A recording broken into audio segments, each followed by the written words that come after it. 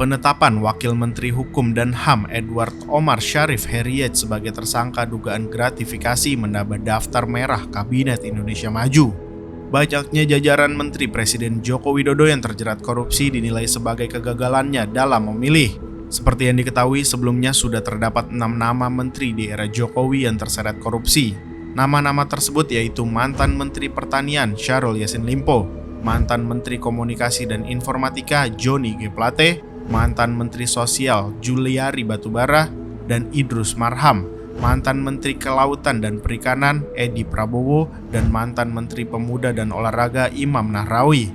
Pakar Hukum Tata Negara Universitas Andalas Ferry Amsari menilai banyaknya anggota kabinet Jokowi yang korupsi disebabkan oleh sistem pemerintahan yang buruk. Pemerintahan yang korup akan diisi oleh menteri yang korup pula.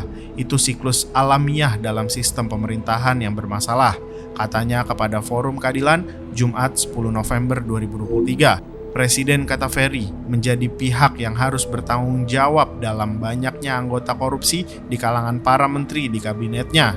Tentu presiden, karena menteri-menteri adalah pembantu presiden, lanjutnya. Ferry menjelaskan pasal 17 Undang-Undang 1945 yang mengatur kekuasaan presiden dalam pembentukan Kementerian Negara dan Undang-Undang Nomor 39 Tahun 2008 tentang Kementerian Negara menjadi landasan bahwa presiden berkuasa penuh dalam pemilihan calon menteri di kabinetnya.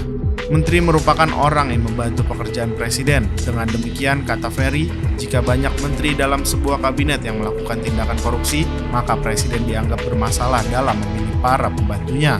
Senada dengan Ferry, Koordinator Masyarakat Anti Korupsi Indonesia atau MAKI, Boyamin Saiman juga menilai bahwa banyaknya menteri yang terjerat korupsi disebabkan oleh struktur pemerintahan yang buruk.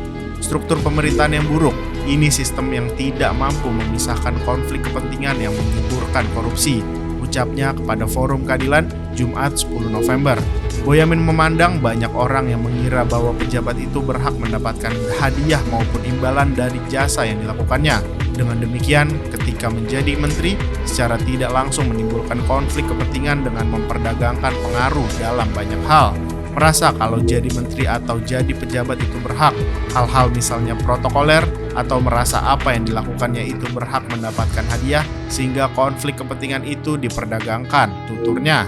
Boyamin menegaskan pejabat yang digunakan untuk membantu masyarakat sudah dibayarkan oleh negara. Oleh sebab itu, pejabat negara tidak diperbolehkan lagi menerima hadiah maupun imbalan.